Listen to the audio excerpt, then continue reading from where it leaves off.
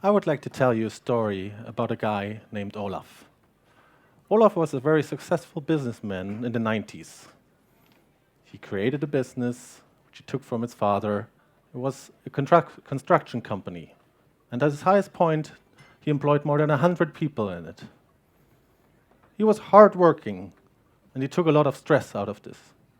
And he took the stress and took it home and into his social circles.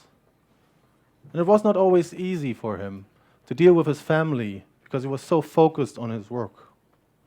And because he was so focused on his work, it was not easy to him to deal with change. So as the environment was changing and the economical climate was changing in East Germany, people moved away and nobody was building houses anymore. But Olaf was so focused on his business and on his way of doing business that he forgot to change himself. And as the business declined, and as he had to let people go, he was still focusing, still trying to make it, still trying to keep the business alive. And it wasn't easy for his family, because he was stressed, he brought us home, there was like some kind of negativity. Never something bad really happened. But eventually, it led to Olaf having to let go one of his last employees. He was shrunken to 5 employees, and he had to shut down the company. Well, Olaf is not just a guy I know. Olaf is my dad. And his first impressions of how work life and the inability to change due to having too much on your mind can influence how you deal with others, how you deal with your family, how you influence society, made a very profound impact on me. So I started studying communication science here in lovely Austria, and I was going to be a social media manager. I thought, if I can communicate for these companies and make them appear more open, because that's actually what most social media managers for big companies do, then this would be a big step forward for us in actually making the companies more worthwhile, more nicer places, more human even. But it didn't really work out. I didn't feel that I had an impact on any company I helped with their social media stuff. So I dug deeper and got into consulting. And in consulting, you go inside a company and you try to grab it and you try to change it from inside. And so my life, my professional life, evolves around making work more accessible and making work more human. And at the same time, as I was digging into this topic and digging deeper and deeper and deeper, something else grew next to me. I didn't have it in focus at first, but it grew in the last years. And this thing is automatization. These things are machines that will sooner or later take our jobs. Researchers say that in the year 2040, about 80% of our current jobs will be done by machines. Isn't this scary? Some people even say that in 15 years, 2 billion people will be out of work due to automatization, intelligent algorithms. And it's not like we are all happy here at TED because we do like middle management jobs and knowledge jobs. This will hit us hard too. They will come and they can already create stuff like gourmet hamburgers. They can recognize cancer on X-rays. They can build cars. And they do this much faster, with more efficiency, they are punctual, they don't get sick. So there's a big challenge for us coming up. But to tackle this challenge, you have to see it a little bit differently. You have to think about why they are able to replace us. What have we done wrong that a machine can come in that has a very narrow focus of things that it can do and outperform us? And I think the solution lies in that we have taken the human element out of work. We have put everyone into these tiny little boxes with a defined input, with a defined output, and everyone who is working in a big company will agree with this.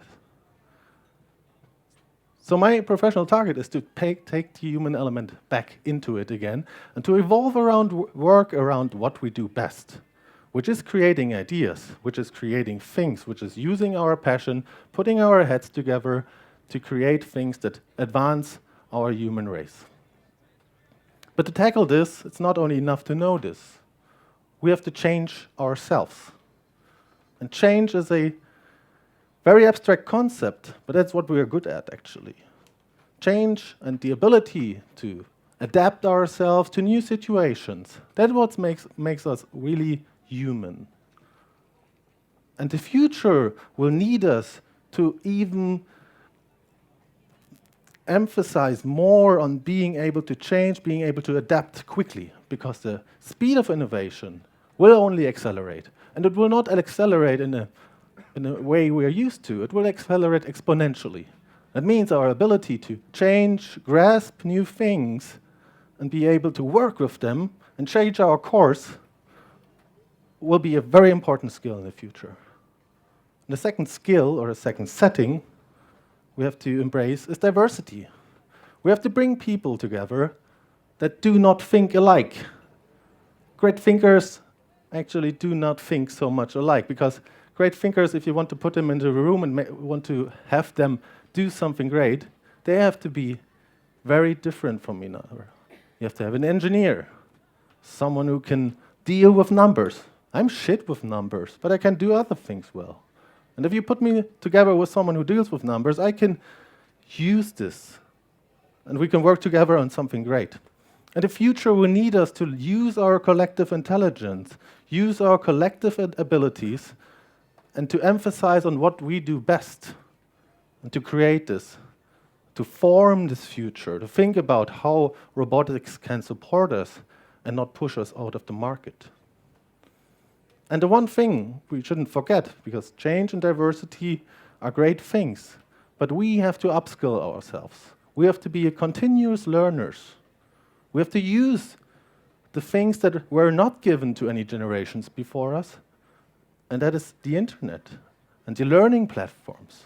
There are great things happening out there in the education sector, which is, for example, the Khan University. You can get Harvard-grade courses for free at home. The only thing you need is an internet connection. And we should use this. We should not get into the daily grind of doing things the way we were used to. We should challenge ourselves and what we perceive as right or wrong. And we should be able to say, yes, you're right, I was wrong. Because I don't hear this often enough right now. People are too much into themselves and into what they think. And they can hardly accept change. But it's not only us that have to change. There are big companies out there, really big companies out there, who employ masses of people. And to be quite frankly, they suck. They have lost all the human element because they have grown so big. They have been optimized, over-optimized, and they have lost everything that makes them human. They cannot advance fast. That's why startups regularly outperform big companies in the speed of innovation, and big companies have to buy startups to keep up with the market. And so we have to even work with these bigger companies, make them more transparent, make decisions more transparent, make maybe even salaries more transparent. Why can I not know what my boss earns? What is this barrier? Who created it? Why cannot my teammates estimate how I performed this year? Why does it have to be always my boss? Why can I not say how my boss performed? All these things are a little bit in place, but they're not as transparent, as flexible as they should be.